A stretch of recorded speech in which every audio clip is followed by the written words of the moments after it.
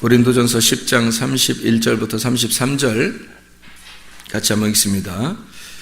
그런즉 너희가 먹든지 마시든지 무엇을 하든지 다 하나님의 영광을 위하여 하라.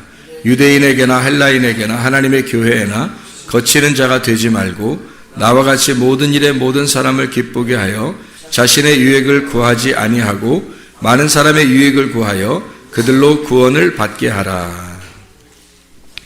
고린도전서 10장 31절부터 33절까지 말씀 같이 봤습니다.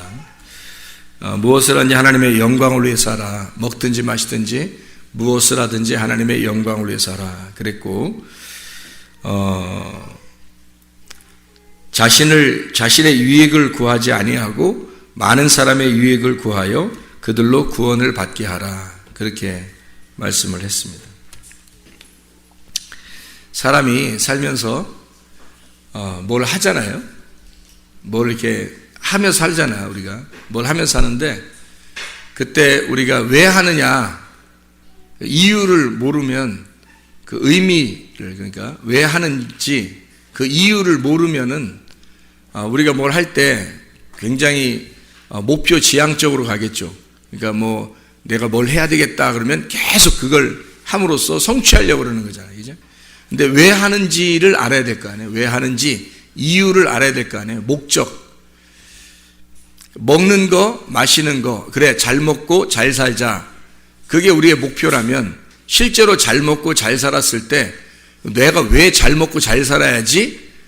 그 왜라고 하는 의미를 거기에다가 부여하지 못하면, 그 목적을 부여하지 못하면 잘 먹고 잘 사는 것이 우리에게 큰 의미가 없단 말이에요. 그러면 뭐 어떤 사람도 잘 먹고 잘 살아요.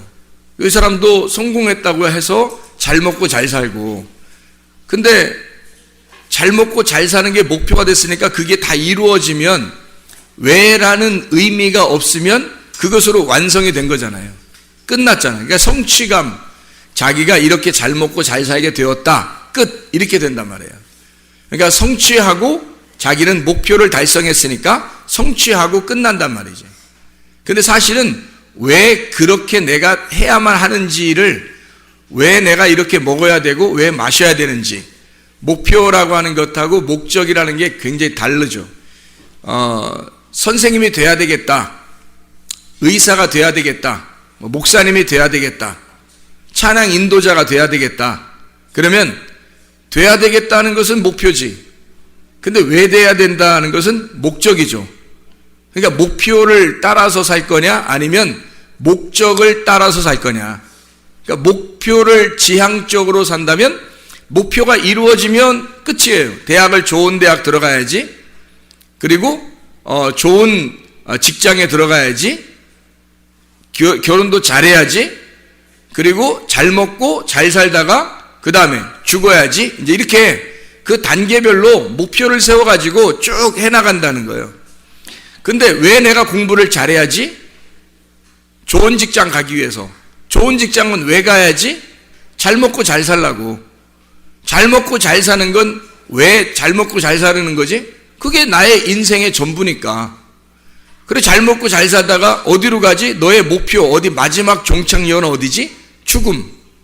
이렇게 되는 거죠. 그러면 이 사람은 목표 지향적으로 살다가 결국 죽는 거 아니에요, 우리가. 근데 성경은 우리에게 너 먹든지 마시든지 무엇을 하든지, 무엇을이란 말은 먹고 마시는 것으로 끝나는 게 아니라 우리가 목표를 세워서 뭔가 이루고 행하고 하는 모든 것을 말하는 거잖아요. 그거를 할 때 목적이 있어야 된다는 거예요. 왜 해야 되는지를 알고서 해야 된다는 거예요.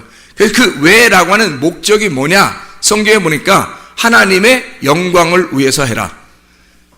너 자신을 위해서 하지 말고 하나님의 영광을 위해서 해라. 그럼 나는 뭐야? 그럼 하나님의 영광을 위해서 살다가, 나는 소모품으로 하나님의 영광을 위해서 살다가 나는 인생 마치는 자가 되는 거예요? 그게 우리가 이 땅에 태어난 목적이에요? 하나님을 위해서 나는 소모품으로 살다가 먹다 버린 이런 것처럼 이렇게 하나님 앞에 내가 쓰임 받았어요. 그리고서 나는 버려지는 그런 인물들이냐고. 그러니까 우리가 그렇게 태어났냐고. 그거 아닐 거 아니에요. 우리가 목적이 너 하나님의 영광을 위해서 하라는 말이 하나님 영광을 위해서 하라면 우리는 그러면 그 목적을 다 상실해. 아무것도 하나님만 위해서 나는 아무것도 아니야 그럼? 여기에 33절에 보니까 뭐라고 되어 있냐면 고린도전서 10장 33절에 보니까 자신의 유익을 구하지 아니하고 모든 사람의 유익을 구해서라고 되어 있어요. 그럼 모든 사람을 유익을 구해서 여러분이 산다 그러면 다른 사람의 유익을 구해서 산다는 건 왜 그렇게 하는 거예요? 나의 유익을 구하지 아니하고 다른 사람의 유익을 구해서 이렇게 잘해주면서 산다는 거예요. 왜 그런 거예요? 왜 그렇게 사는 거죠? 그게 자기를 위한 거니까. 그게 자기를 위한 거니까. 남에게 유익을 주는 것이 곧 자기를 위한 거니까. 자, 생각해봐요. 주변에 지금 여러분 가족도 있고 자녀도 남편도 아내도 부모도 친구도 성도들도 목사님도 옆에 쭉 내 주변에 있는 모든 게 결국 누구라? 결국 누구예요? 나예요. 나를 존재케 하는 이유란 말이에요. 내가 나로서 존재하는 이유가 이 사람들 때문이에요. 이 세상에 아무도 없으면 내가 왜 살아? 이 세상에 아무도 없는데 내가 왜 사냐고. 살 이유가 없잖아. 나 혼자인데? 혼자인데 나 혼자 왜 살아요? 다른 사람이 있음으로써 그 사람이 나를 비추는 거울이 되는 거예요. 그래서 그 사람들을 보면서 나를 발견하고 그 사람들에게 내가 잘해줌으로써 나에게 잘해주는 거죠. 왜냐하면 내가 그 사람들에게 잘해줬을 때 거기서부터 상대적으로 나한테 악하게 행동하겠냐 이거야. 다른 사람의 유익을 구하는데 그 사람들은 나한테 악하게 구하겠어요?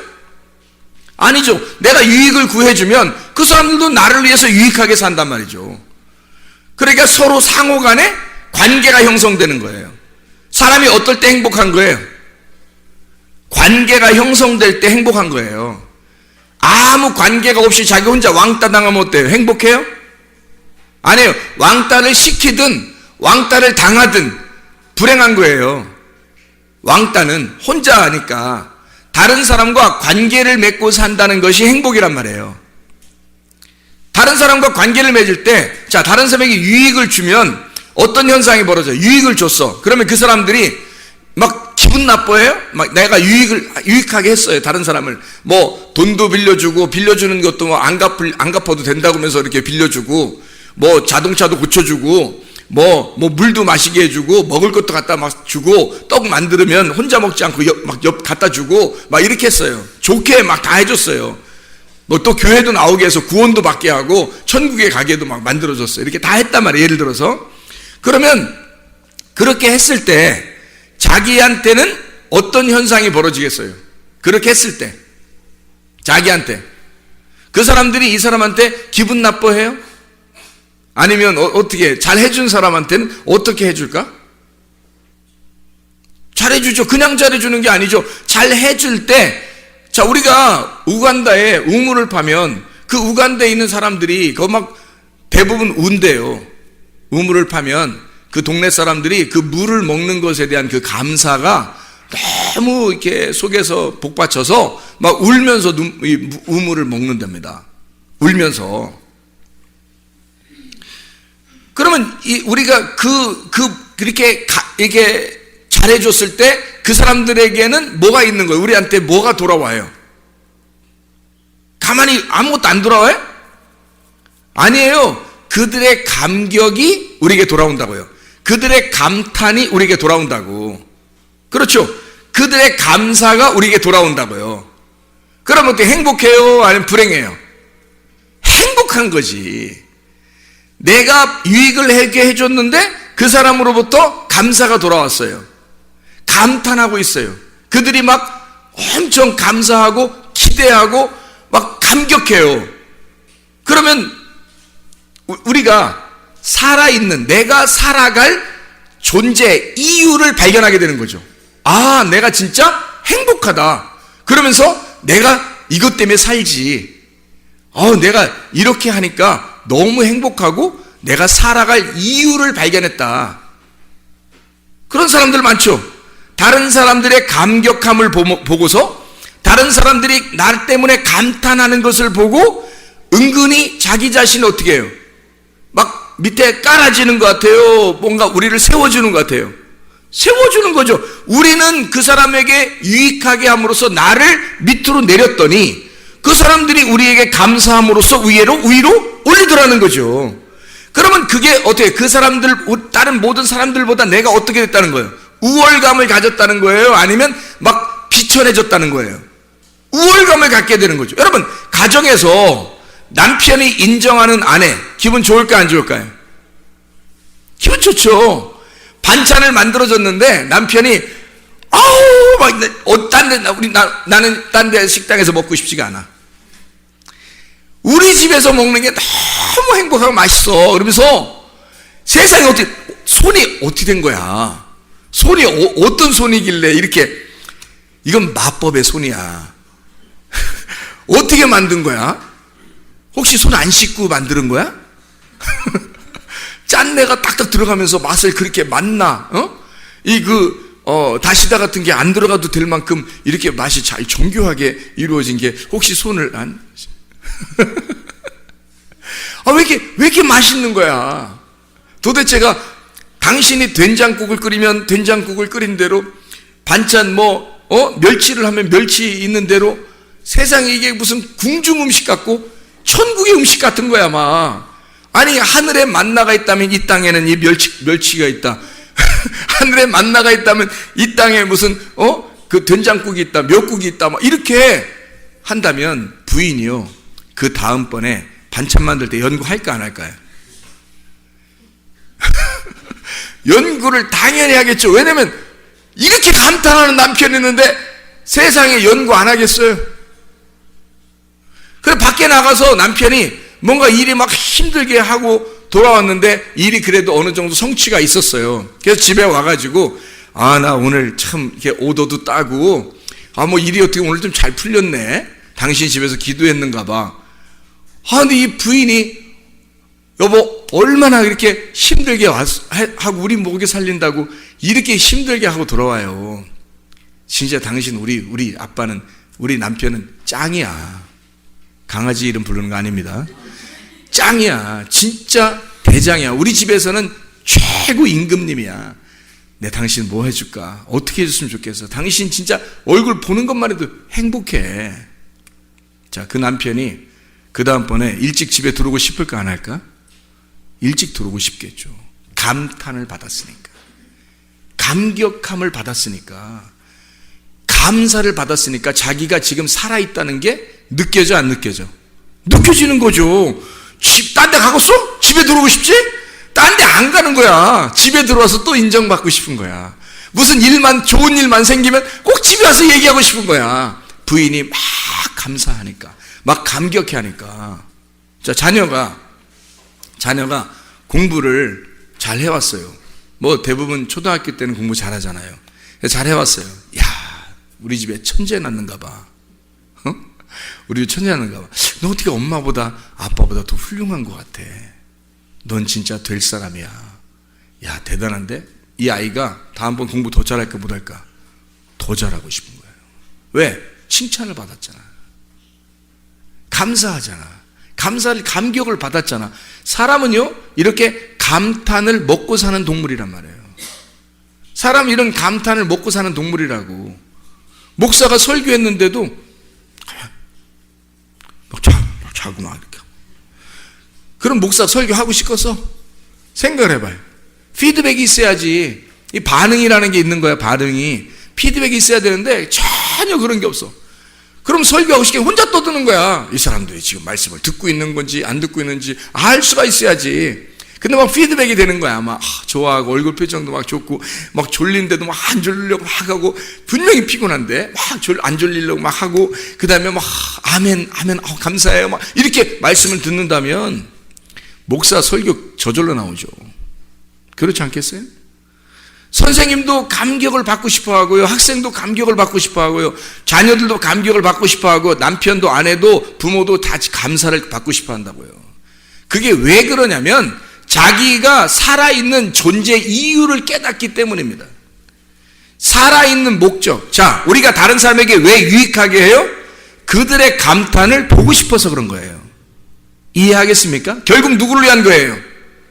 자기의 살아있음을 보고 싶은 거예요. 자기가 살아있음을, 그 존재 이유를 발견하기 위해서 내가 나의 존재 이유를 발견하게 된다는 거지. 다른 사람에게 유익하게 함으로써 그 사람들의 감사와 감탄을 통해 나는 살아있음을 깨닫는 거죠. 자, 행복이라는 게 뭐예요? 행복이라는 게 뭐예요? 영혼이 살아 숨쉬는 게 행복이란 말이에요. 나의 영혼이 기뻐하고 나의 영혼이 즐거워하고 내 영혼이 살아있는 것 같은, 내 영혼이 살아 숨쉬는 것 같은 거, 이게 행복이란 말이에요. 여러분, 육체적으로 밥 먹는 것도 행복이지만, 뭐 마시는 것도 행복이지만, 잠자는 것도 행복이고, 노는 것도 행복이지만, 운동하는 것도 행복이지만, 진짜 행복은 우리의 영혼에 살아 숨쉬는, 내 영혼이 진짜 살아있다는 걸 깨달을 때 그게 행복이란 말이에요. 하나님은 그렇게 우리를 창조하셨다고. 그래서 감사하는 사람, 내가 유능한 사람이 됐다, 내가 우월한 사람이 됐다, 내가 그래도 나 괜찮은 사람인가 봐, 이런 느낌이 들을 때, 그럴 때 이 세상에서 내가 살아갈 용기가 나고 존재 이유를 발견한단 말이에요. 그래서 하나님은 그걸 미리 아시니까 고린도 전서를 통해서 바울이 이렇게 쓰는 거예요. 너 하나님의 영광을 위해서 모든 것을 전념해봐라. 그게 너의 삶의 목적이 될 것이다. 그리고 그 삶의 목적을 위하여 너는 모든 것을, 모든 사람에게 다른 사람을 유익하게 함으로써 살아봐라. 그러면 너의 존재를 발견하게 될 것이다, 이 말이에요.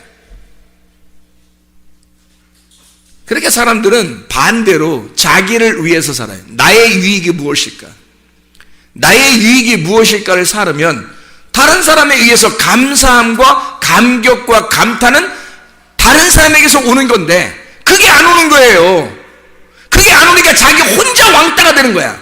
혼자 외롭고 혼자 알아줘야 되고 혼자 자기를 바라봐야 되니까 얼마나 힘드냐고.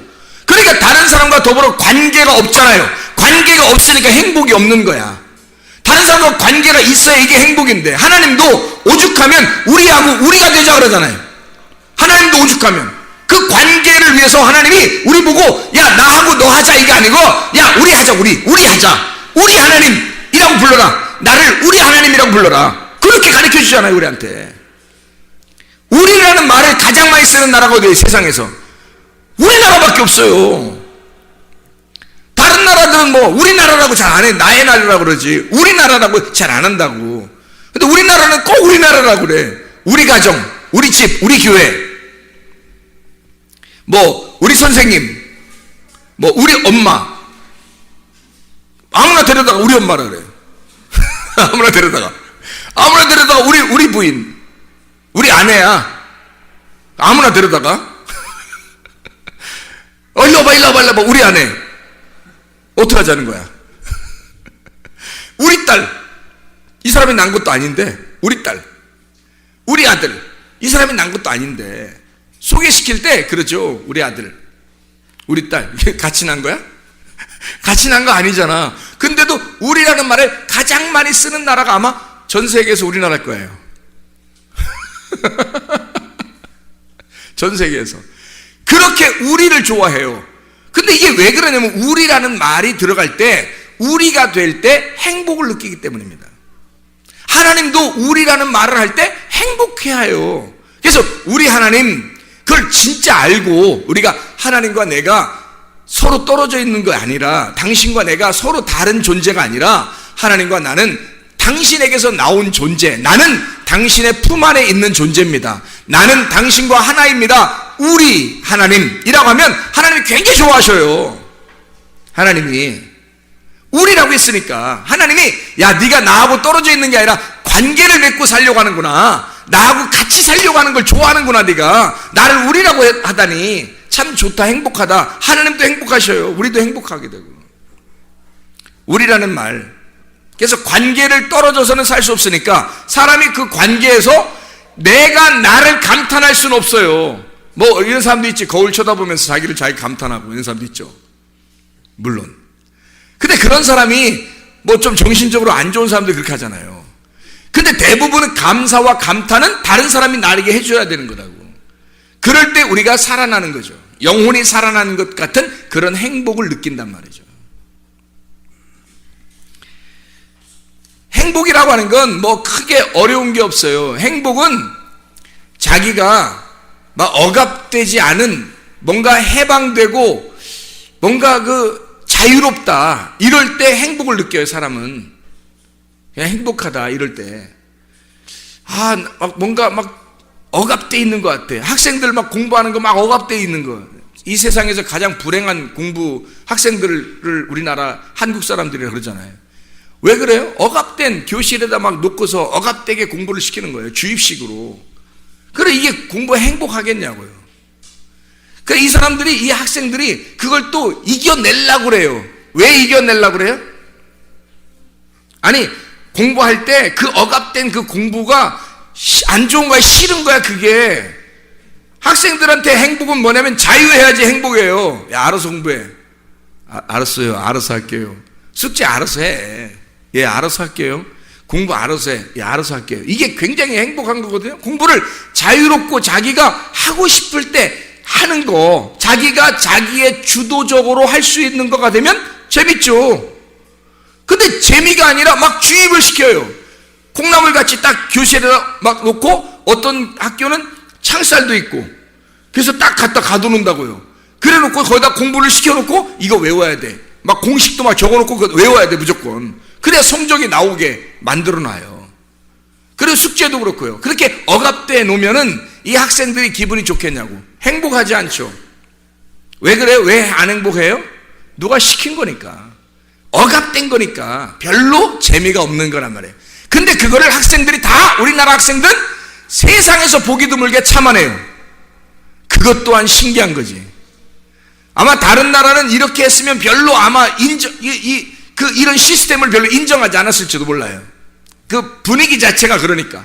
가정도 그렇고. 근데 우리나라 학생들은 그걸 꿋꿋하게 참아요. 중학교, 고등학교 6년 동안을. 진짜 초등학교까지 합하면 12년 동안을 참아요. 왜 참을까요? 왜 참을까? 네? 왜 참을까? 그냥 참으라고 하니까. 그냥 참으라고 하니까 참아요? 그럼 왜 참아요? 여러분, 왜 그걸 참아내면서 그걸 어려운 공부, 별로 행복하지 않은 공부를 그렇게 해야 돼? 왜요? 왜 참아내냐면 미래를 보장하기 위해서예요. 지금 내가 참으면 미래가 보장될 것 같은 거야. 그러니까 앞으로를 위해서 지금 내가 조금 참자, 조금만 참자, 조금만 참아내보자, 조금 기다려보자. 그럼 어디가 보장되니까? 미래가 보장될 것 같으니까. 근데 미래가 지금 막 보장되는 것 같지 않다고 느껴지는 학생들도 있죠. 대학교 들어가서 서울대 학생들도 가만히 사회를 보니까 미래가 보장될 것 같지 않은 거야. 자기가 졸업해도 별로 보장될 것 같지 않은 거야. 이 세상에 이런 나라가 있었네. 내가 이런 나라에서 공부를 이렇게 열심히 했네. 근데 보장이 안 되는 거야. 그래서 우리나라를 아주 행복하지 않은 나라라고 사람들이 생각하고 있다는 거죠. 그럼 이상하잖아요. 우리는 미래를 보장받고 행복하려고, 미래에 행복하려고 공부를 했거든. 참았거든요. 참아내면서 공부를 했거든요. 근데 왜 미래는 보장되지 않느냐 이거야. 왜 행복하지 않느냐 이거지. 자, 좋았어요. 자, 졸업을 했어. 직장도 보장이 됐어. 결혼도 잘 했어요. 그런데 결혼 생활 막상 하고 나니까 3년 지나면 다 똑같아. 그리고 직장 생활도 세상에 막 자기의 어떤 이상적인 회사인 줄 알았는데 알고 보니까 뭐 부도가 났어요. 아니면 뭐 월급도 적게 줘요. 아니면 뭐 회사에서 자꾸 상관들이 막 자기를 괴롭혀요. 어떡할 거예요? 자기는 뭔가에 억압당했을 때 요걸 참아내면 앞으로의 인생을 자유롭고 행복할 줄 알았는데 거기서 또 억압하는 게 있더라는 거지. 가정생활을 꾸리니까 가정에서 서로 억압하죠. 직장을 가니까 직장에서 또 억압을 하죠. 이게 세상에 억압된 것이 끊임이 없는 거예요.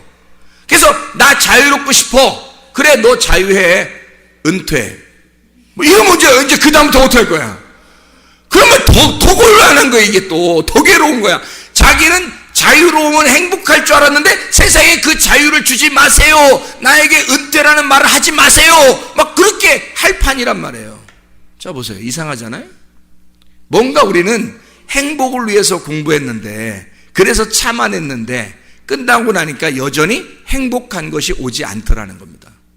결혼을 해도 직장 생활을 해도, 아니 교회 생활을 하면 행복할 줄 알았는데 교회 생활을 해도 행복한 것이 오지 않더라는 거예요. 왜 그럴까요? 억압된 내 속에 영혼이 자유를 못 맞이했기 때문입니다. 영혼의 자유함이 그 속에 있는 영의 행복이 없었기 때문이에요. 만약에 영혼의 행복이 왔어요. 영혼의 행복은 어떨 때 온다고요? 영혼의 행복은 어떨 때 온다고? 금방 얘기했는데 어떨 때 영혼의 행복이 온다고요? 아니 자유한 거, 그리고 또 어떨 때 영혼의 행복이 온다고요? 감격을 받을 때, 감사를 받을 때, 그리고 어떨 때 또 행복이 온다고요? 관계가 하나님하고 나하고 관계가 될 때 영혼의 행복이 오죠. 하나님과 관계가 없는데 언제 어떻게 죽을지 모르는데 사람이 무슨 행복이 오겠어요? 사람이 언제 어떻게 죽을지 모르는데 행복이 어떻게 오겠냐고 생각을 해보시라고. 하나님과 우리와의 관계가 가장 먼저 중요하다니까요. 그 관계가 있을 때 행복이 그 다음부터 열매를 맺는 거예요. 행복은 하나님과 나와의 관계가 없으면 행복은 안 오는 거야. 다시 말하면 하나님과 내가 하나가 안 되면 행복은 없는 거예요. 그래서 여러분 와서 성경을 왜 배우는지 알아요? 예배 왜 드리는지 알아요? 하나님과 하나 되는 방법을 배우기 위해서입니다. 하나님과 어떻게 하면 하나 될까요? 어떻게 하면 하나님과 관계를 맺고 우리가 행복할까요? 라는 거죠. 여러분, 우리가 하늘나라 올라가면 행복하겠습니까? 여기선 불행했는데 참아보자. 어느 날 우리는 하늘나라 가면 행복할 거니까 지금 참자야? 그러면 그때 진짜 행복한 것이 아무것도 할 건데, 그때 심판받아 딱 지옥 가면 어떡할 건데, 여러분. 지금은 막 찌들어, 막 힘들어, 불행하게, 난 지금 불행해도 나는 참아낼 거야. 뭐 하늘나라의 행복을 위해서. 아니 지금도 행복을 모르는데, 지금도 하나님과 관계가 없는데 어떻게 그 나라 가야겠냐고 생각을 해보라고. 완전 뭔가 순 멍청이들 아닙니까? 지금 내가 하나님과 관계가 없는 영혼의 쉼, 영혼의 삶, 영혼이 사는 것 같은 영혼의 자유, 영혼이 살아 숨쉬는 그 자유가 없는데, 내가 그 영혼에게서 나온, 하나님의 영혼에게서 나온 내가 사람인데, 사람이 하나님과 그 영혼, 나의 본향을 찾지 못하고 하나님을 발견하지 못하고 하나님과 관계가 없이 내가 살아 숨쉬는 것 같지가 않은데 어떻게 이것이 행복하겠냐고요. 행복이 없는데 어떻게 또 행복한 나라에 가겠냐고. 지금 행복하지 않은데. 생각을 해보시라고요. 교회 와서 말씀을 듣는 이유가 바로 이것 때문에 있는 겁니다. 하나님과 관계 맺으려고. 내 영혼이 진짜 자유한가 그걸 발견하려고. 내가 사람들에게 유익하게 함으로써 내가 살아있는 존재를 발견하면서 내가 지금 살아가고 있는가. 다시 말하면 내가 확신을 가지고 진짜 무엇인가 신뢰하고 무엇인가 내가 신뢰하는 어떤 믿음이 내가 있느냐. 내 속에 진짜 뭔가 믿는 게 있느냐 이거야. 아니 천국도 믿어야 가잖아요.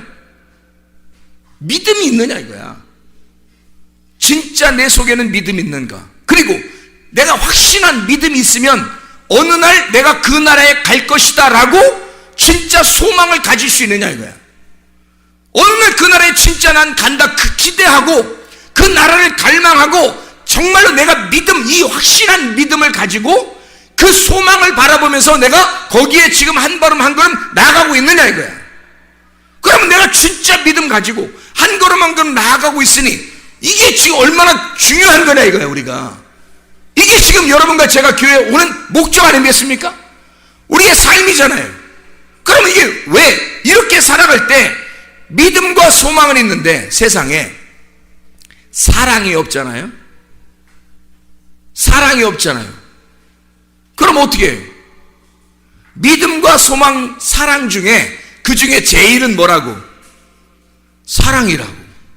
고린도전서 13장 13절. 이 중에 제일은 사랑이라는 거예요. 그러면 지금 내가 현재 사랑을 받고 있는가? 지금 사랑을 받고 있는가? 내가 사랑하고 있는가? 아니, 사람들로부터 사랑받는 것도 있지만 하나님으로부터 진짜 사랑받는다는 느낌이 있는가? 또 여러분이 진짜 주님을, 하나님을 정말 사랑하고 있는가? 그런 느낌이 여러분 속에 진짜 있는가? 이 사랑이라고 하는 건요, 내가 연구해 보니까 사랑이라는 건 뭔가 막 이렇게 기대하고 바라고 막 이러는 게 아니더라고요. 사랑은 알고 보니까 그냥 좋아하는 거더라고. 그냥 좋아하는 게 사랑하는 거더라고요. 잘 생각해 봐요. 자, 막 내가 열심히 뭔가 해서 이 사람의 기대에 맞추어 가지고 이 사람으로부터 내가 좀 인정받기 위해서 막 하려면 얼마나 힘들겠어요? 근데 그냥 좋아하는 거야. 그냥 좋아하면 사랑인 거야. 아니, 하나님이 우리한테 바라는 게 뭐 있겠어요? 뭘 바라겠어요, 여러분한테? 믿음, 소망, 사랑. 그 중에 제일은 사랑이라. 뭐? 좋아하는 거. 그냥 하나님을 정말 좋아하느냐 이거지. 하나님을 그냥 좋아하는가? 하나님을 진짜 그냥 좋아하는가? 하나님이 여러분한테 뭐 달라고 했어요? 하나님이 여러분한테 뭐 기대하고 뭐 달라는 게 있었어? 하나님을 좋아하느냐 이거야. 하나님을 진짜 그냥 좋아하느냐 이거야. 그냥 조건을 내거는 게 아니에요. 사람들이 조건을 내걸면 그게 종교가 돼버리는 거야. 조건을 내걸으면 네가 이렇게 해주면 내가 사랑할 거야. 네가 요 정도 해주면 내가 좋아할 거야. 그러면 조건을 내버렸잖아요. 그건 사랑이 아니지. 그건 그냥 좋아하는 게 아니잖아. 하나님이 우리를 좋아하는데 어떻게 좋아하냐면 나는 그냥 니네가 좋아. 하나님이 우리한테 야, 나는 그냥 너네가 좋아. 그냥 좋아. 네가 어떻게 해도 좋아. 그래서 오신 거예요, 주님이.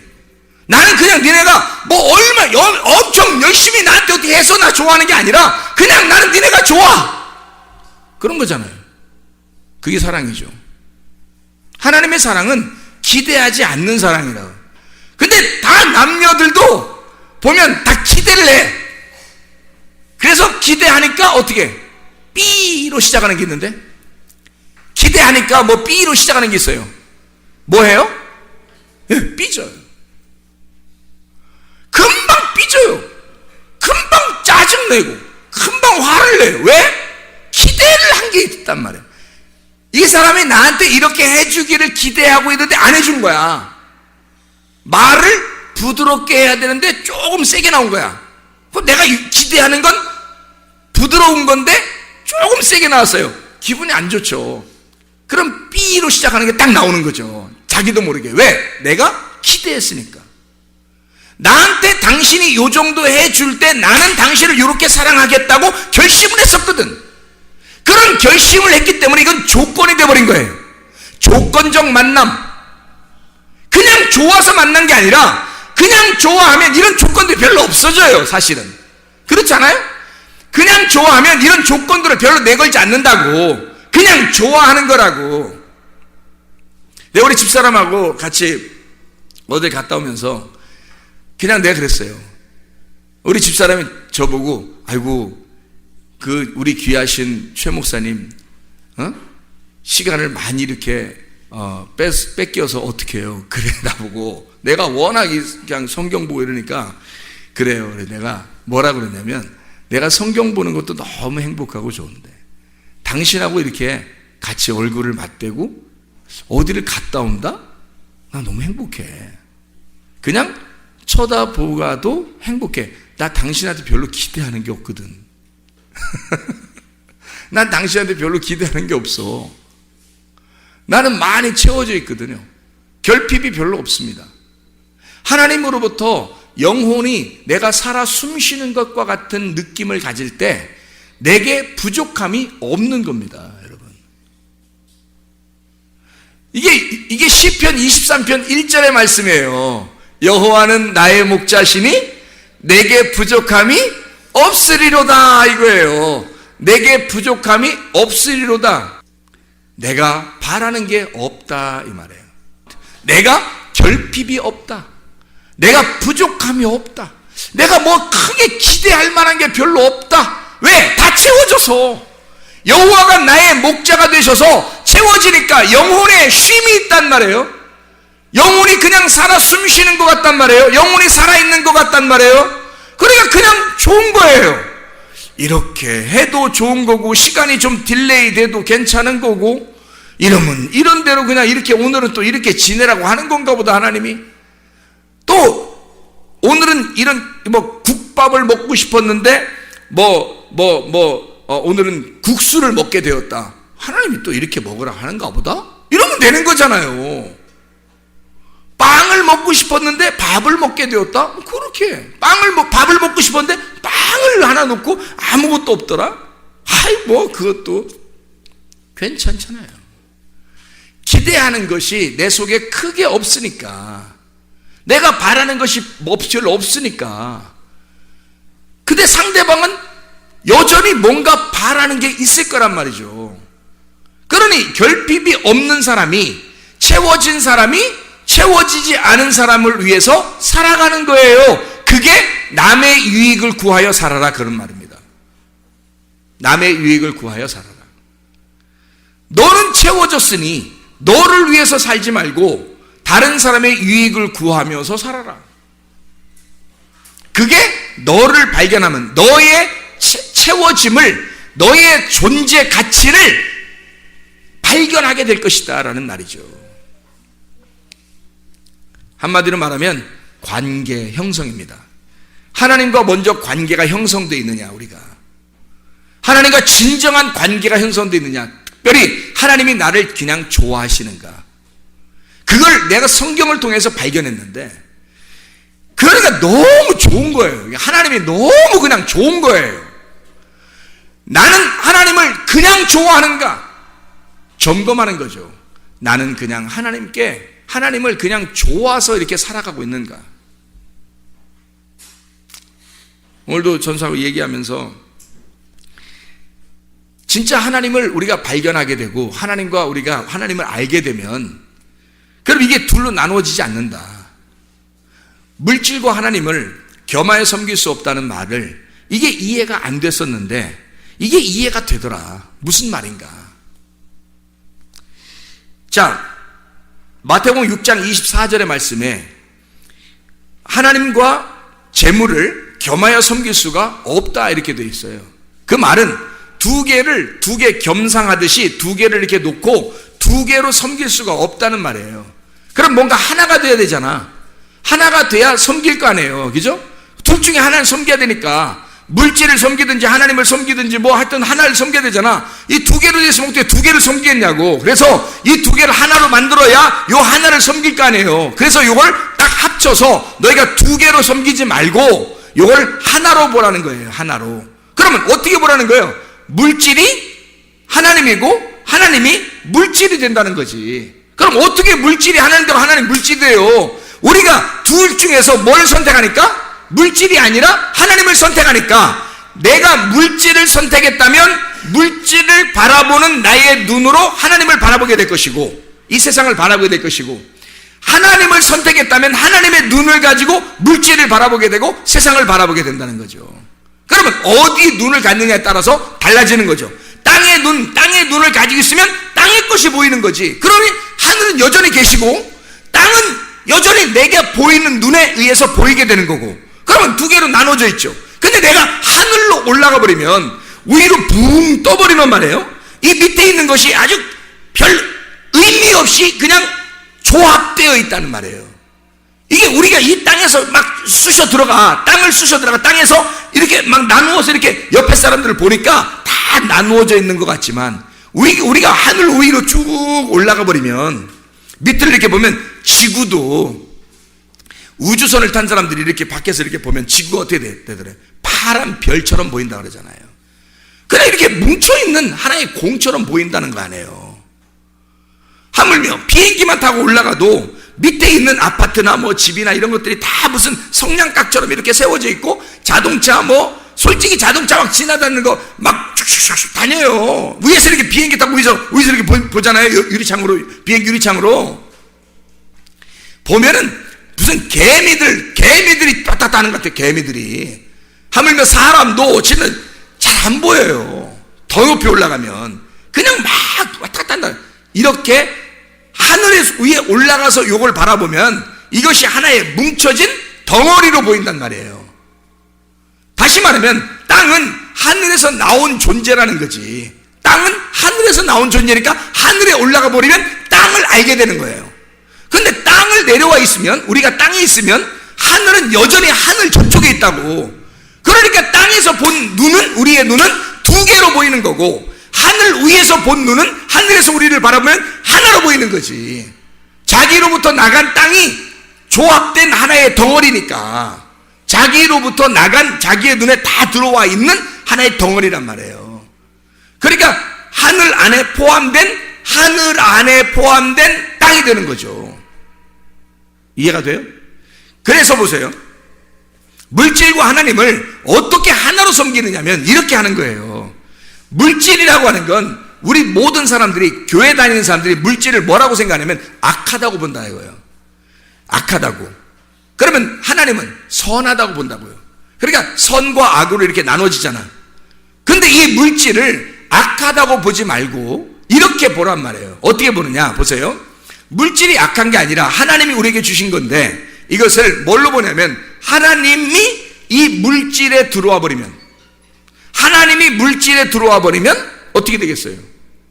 하나님이 물질에 들어와 버리면 물질과 하나님이 같이 있는 거죠. 그러면 보세요. 자, 물질을 악하게 받고 하나님을 선하게 받는데 이 하나님이 물질 안에 와 보니까 물질과 하나님이 하나더라 이거야. 이렇게 하나로 보라는 거야. 자, 이걸 이유를 설명해 줄게요. 요한복음 1장 14절에 말씀이 뭘로 왔죠? 육신으로 옵니다. 육신은 악한 건데, 육신은 악하고 말씀은 선한 건데 어떻게 말씀이 악한 육신에게 와요? 이상하잖아. 그렇죠? 말씀이 육신에게 들어왔단 말이에요. 그것은 말씀이 육신 안에 들어올 때 말씀과 육신이 하나가 되어버린 거예요. 어떻게 된 거예요? 말씀은 살아있는 거고 육신은 죽은 거거든. 살아있는 게 이 죽은 것 속에 들어와 보니까 이 죽은 게 살아나더라는 거지. 자, 창세기 2장 7절에는 흙을, 가루를 내가지고 거기에다가 하나님의 생기가 집어 들어가니까, 말씀이 들어가니까 어떻게 돼? 흙이 살아나더라는 거야. 그게 사람인 거야. 그러면 사람은 뭘로 이루어졌다는 거예요? 선과 악으로 이루어졌다는 거지. 말씀이 육신이 되어서 이루어진 게 사람이라는 거지. 이해가 되겠어요? 그러니까 하나님과 물질이 하나로 이루어진 것이 사람이더라는 거야. 하늘이 땅에, 하늘에 있는 빛이 땅이라는 어둠의 침투에 들어와요. 이게 요한복음 1장 5절 9절의 말씀이야. 근데 사람들이 깨닫지를 못하는 거야. 빛이 왔는데, 어둠 속에 빛이 와버렸는데 어둠 속에 빛이 오니까 빛과 어둠이 하나가 된 거예요. 근데 사람들이 못 깨닫는 거야 이게. 창세기 1장 2절 3절에도 땅이 혼돈하고 어둠 가운데 있는데 빛이, 하늘에 있는 빛이 그 땅에 온다는 거야. 똑같은 말씀 아니에요? 자, 그러면 이 악한 땅에, 혼돈스러운 땅에, 공허한 땅에, 흑암인 땅에 빛이라는 선이, 빛이라는 하나님이 들어오신단 말이에요. 그러면 이 땅이 어떻게 되겠어? 거룩한 창조가 되는 거지. 부활하죠. 그게 거듭남입니다. 하나님의 말씀이 여러분 속에 들어와 버리면 나는 원래 악해. 우리들은 악하다고요. 분명히 결함이 있어요. 나는 결핍이 없다고 그랬지 내가 결함이 없다고는 안 했어요. 이해가 됩니까? 우리나라 말, 결핍은 내가 없어요. 나는 부족함이 없다고요. 여호와가 나의 하나님이 되시고 나의 목자가 되시니 나는 부족함이 없으리로다. 나는 더 이상 다 하나님으로부터 채움을 받으니까 별로 부족함이 없고 결핍된 건 별로 없단 말이에요. 근데 나는 여전히 결함이 있다고요. 결함이 있는 자라고, 부족함이 있는 자라고. 어떤 부족함? 뭐 안 채워져서 부족함이 있는 게 아니라 죄를 지을 수밖에 없는 육체라고 하는 것은 여전히 있다는 얘기예요. 그러니 보세요. 말씀이, 내가 말씀을 들을 때, 자, 하나님의 말씀을 들을 때 그 말씀이 내게 왔어요. 나같이 결함이 많은 결함투성이인 나에게 하나님의 말씀이 내게 들어오니까 세상에 내가 결핍이 없어진 거예요. 하나님이 채워지니까 나라는 존재가 상당히 행복해진 거죠. 영혼이 살아 숨쉬게 된 겁니다. 내가 살아난 거예요. 살아났는데 여전히 나는 결함이 있지요. 다시 말하면 살아났다 이 말을 몇 번째 부활이라고 그래? 첫 번째 부활이라고 그래. 예수 그리스도가 부활하신 그 주님이 나에게 들어오시니까, 나는 결함이 있는 나에게, 육체인 나에게 말씀이 들어오니까 부활이 일어났단 말이에요. 그게 첫 번째 우리에게 일어난 부활이라고요. 그러니까 보세요. 이것을 첫 번째 부활을 계속해서 이걸 유지해. 이 말씀이 나한테 들어왔는데 나는 결함이 있어요. 결함이 있는 사람이야. 근데 말씀이 들어왔어. 이 말씀이 들어온 내가, 결함이 있는 내가, 물질은 물질이고 하나님은 하나님이에요. 이 하나님이 물질과 하나가 됐단 말이야. 그렇게 섬겨야 된다는 거예요. 내가 무슨 말인지 알겠죠? 그러면 하나님의 완전한 하나님이 나에게, 결함이 있는 나에게 들어와서 나를 완전케 만드는 게 아니라 온전하게 만드는 거야. 온전하게. 그냥 거룩하다고 인정하는 거죠. 그렇게 하나님이 나의 목자가 되시니까 내겐 결핍, 부족함이 없어지는 거란 말이죠. 그 주님을 의지하고 사니까. 이것이 내가 죽을 때까지 끝까지 쫙 가잖아요. 그러면 내가 딱 죽는 순간 그게 두 번째 부활하게 된단 말이죠. 이 사망의 권세를, 지금 내가 살아가고 있을 때 이 사망의 권세를 이기면 이기는 자가 되는 거야. 이제 성경 요한계시록에 이기는 자가 되는 거야. 끝까지 이기는 자가 돼서 인내로 너희 영혼을 얻을 것이다 해서 끝까지 이겨내면 둘째 사망이 우리를 지배할 수가 없다. 너를 둘째 사망이 공격할 수가 없고 너는 그냥 이 첫째 부활의 삶이 그대로 살아간다. 이게 두 번째 하늘에서의 부활의 삶이란 말이에요. 그래 우리는 이 땅에서 부활의 삶을 살아갈 수가 있다고요. 그게 우리의 땅에서의 진정한 행복이고 이게 땅에서의 영혼에 살아 숨쉬는 행복이란 말이에요. 이게 여러분 속에 없다면 안 되는 거죠. 왜냐하면 그건 불행한 거고 미래가 확실치 않은 겁니다. 지금 현재 뭘 어떻게 살아야 될지도 모르는 거예요. 진짜 좋아하는 게 뭔지를 모르고 나의 결핍을 채우려고 엄청나게 막 아둥바둥하고 자녀를 통해서 내 결핍을 채워보려고 그러고 자기의 남편을 통해서 채워보려고 그러고 아내를 통해 채워보려고 그러고 친구를 통해 채워보려고 그러고 돈을 통해 채워보려고, 지식을 통해 채워보려고 한단 말이에요. 채워지나요? 하나님에게서 나온 인간들이 하나님으로 채워지지 않으면 영혼의 결핍은 절대 채워지지 않습니다. 그래서 막 이 땅에서 아둥바둥하며 살게 되죠. 그러니까 미래가 불확실하죠. 사랑하지도 못해봤죠. 진짜 좋아서 하는 것도 없죠. 그냥 어쨌든 막 어떻게든지 뭔가 이루어야 돼. 자기가 그렇게 살아가는 얼마나 힘든 인생을 살아요. 수고하고 무거운 짐진 자들아, 다 내게로 와라. 내가 너희를 편히 쉬게 하겠다. 나는 마음이 온유하고 겸손하니 멍에를 메고 와서 배워라. 주님 멍에는 쉽고 짐은 가볍다. 어떻게 될 때? 주님과 하나가 될 때. 그 주님이 같이 이 물질을 줘주신다는 거예요. 자, 물질만 바라볼 때는 하나님과 물질을 나누어서 보니까, 물질을 바라보니까 우리에게 결핍이 여전히 있더라는 말이에요. 여전히. 그래서 만족을 못 줘요. 행복함이 없어요.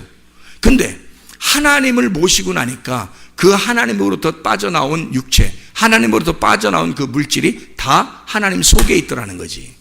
그러니 그 하나님 안에 있으니까 결핍함이 사라지죠. 그럼 더 이상 아둥바둥하며 살 필요가 없어진다는 말입니다. 그러면 학생들이 공부하는 것도 행복하게 공부할 수 있어요, 없어요? 있다는 얘기입니다. 행복하게 공부할 수 있다는 얘기예요. 자, 보세요. 학생들이 공부할 때 미래를 위해서 공부하죠. 그런데 지금은 뭐예요? 지금 인생은 다 버려버리는 거예요. 지금 인생은 버리고 내가 나중 몇 년 후에 그때를 위해서 지금은 나는 어쨌든 고통을 받아야 된다. 이겁니까? 하나님이 과연 그런 식으로 공부하라고 만들었을까 우리를? 아니잖아요. 지금도 행복하게 공부할 수 있다는 얘기입니다. 자기가 만족한 하나님의 영혼이 채워졌을 때, 만족한, 그래서 어떤 걸 해도 행복하고 기쁘고 즐거움이 있을 때, 즐거움으로 하는 것들, 진짜 행복한 거죠. 공부를 해도 행복하죠. 결혼을 해도 행복한 거죠. 직장을 가도 행복한 거고, 돈이 있어도 별로 없어도 행복하게, 삶이 행복한 거죠. 근데 주님이 없으면 이 세상의 결핍 때문에 힘들어요. 그래서 자기는 막 아둥바둥하며 살게 돼 있습니다. 그럼 우리는 불행을 끌어안고 사는 거예요. 그래서 미래 어느 날 나는 잘 돼야지 해서 지금 막 고통을 감수하는 겁니다. 사람들이요. 야, 조금만 참어. 자녀들한테도 그러죠. 우리 그 남편 아내들은 야, 우리 조금만 참읍시다. 그러면 어느 날 행복하게 올 거예요. 뭐 이러죠. 지금은 뭐예요? 지금은 행복할 권리가 없나요? 지금 우리는 행복할 권리가 없는 거예요? 지금 하나님은 우리에게 지금 이 자리에 주님이 와 계신다면 주님이 뭐라고 하겠냐고. 수고하고 무거운 짐진 자들아 제발 3년 후에 와라 그러겠어요? 그때 되면 행복할 것이다 그런 말 하겠냐고요. 주님이 수고하고 무거운 짐진 자들아 제발 지금 너희가 행복하고 쉬어야 한다. 지금 네가 행복해야 한다. 너는 뭔가 결핍되어 있는, 뭔가 너는 장애를 가지고 있는 거다. 정신적인 장애, 결핍이 있는 거야. 뭔가 결핍이 있는 거야. 너에게 내가 들어가야 채워진다. 물질로만 가지고 있으면 얼마나 결핍하겠냐, 얼마나 힘들겠냐, 얼마나 걷어들이고 얼마나 모아야 행복하겠냐. 자, 육신덩어리인 흙덩어리가 살아날 수 없었을 때, 그 흙덩어리만 있을 때 이것이 뭔 사람이겠냐. 생기가 들어갈 때 비로소 흙덩어리가 살아가는 거예요. 흙덩어리가 살아간다고 이 땅에서. 천국이 흙덩어리에 들어와서 여기서 천국을 살고 있는 거라고. 그 사람이 물질에 하나님이 들어가셔서 여기서 그 물질이 천국처럼 살아가는 거라고요. 이게 이해가 되십니까? 말씀이 육신이 돼서 오셔서 이 살아있는 그 삶이 천국이라고요. 그게 천국이 이 땅에 내려오신 거라고요. 여러분 속에 하나님의 천국이 여러분 속에 임해야 행복하다고요. 그 결핍함이 없어지고 행복이 찾아온다고요. 진짜 행복이. 여러분 먹든지 마시든지 무엇을 하든지 하나님의 영광을 위해서 하라. 너의 유익을 구하지 아니하고 모든 사람의 유익을 구하여 너의 존재 가치를 발견해라. 진짜 행복을 구하라. 진짜 행복이 무엇인지 발견해라. 기도하겠습니다.